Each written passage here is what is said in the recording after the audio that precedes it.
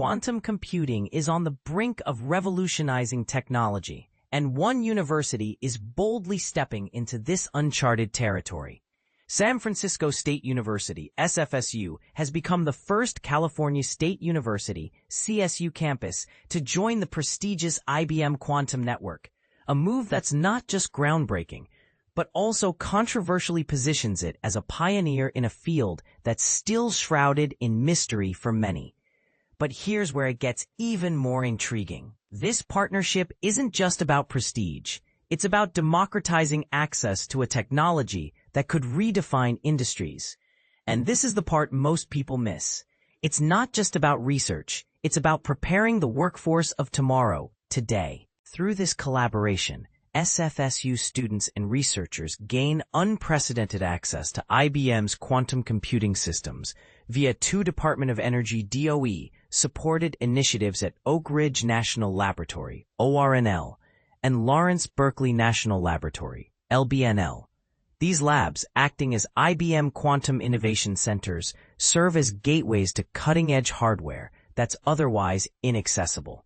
But here's the controversial part. While quantum computing holds immense promise, it's still in its infancy, and critics argue that investing heavily in it now might be premature. What do you think? Is SFSU ahead of the curve or jumping the gun? Leading the charge is computer science professor Wes Bethel, whose passion for quantum computing is matched only by his commitment to student success. Bethel's course, CSC 647-747, Introduction to Quantum Computing and Quantum Information Science, uses freely available resources to demystify this complex field for beginners. And this is where it gets personal. Former SFSU student Chris Pestano, now a computer systems engineer at LBNL, credits Bethel's mentorship and the program's hands-on approach for his career in quantum computing.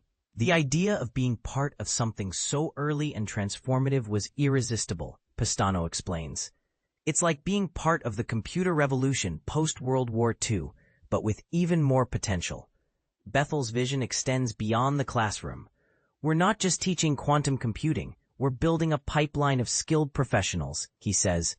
But here's the kicker. Quantum computing isn't just another tech trend. It's a paradigm shift that requires a fundamentally different way of thinking. You can't just buy a quantum computer at Best Buy, Bethel quips. Access to real hardware is critical, and that's what this partnership provides. This access is made possible by a DOE grant Bethel received, part of a multi-institutional effort led by Talita Persiano at LBNL.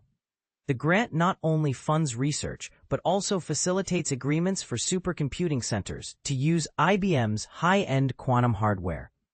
Here's the controversial question. With quantum computing still in its early stages, should universities focus on foundational research or workforce development?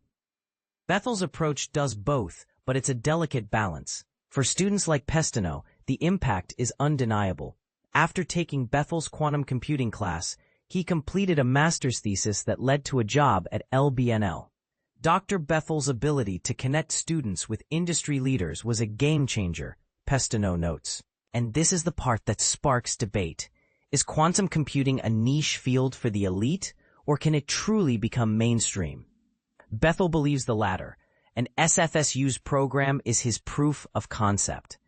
As SFSU continues to expand its quantum computing offerings, Bethel remains determined to position the university as a leader in this emerging field. For students, this program is an entry point to a universe of opportunities that didn't exist before, he says. But here's the final thought-provoking question. As quantum computing evolves, will it democratize innovation or widen the gap between those who have access and those who don't? Share your thoughts in the comments. Let's keep the conversation going. To learn more about SFSU's Department of Computer Science, visit http://sfsu.edu/.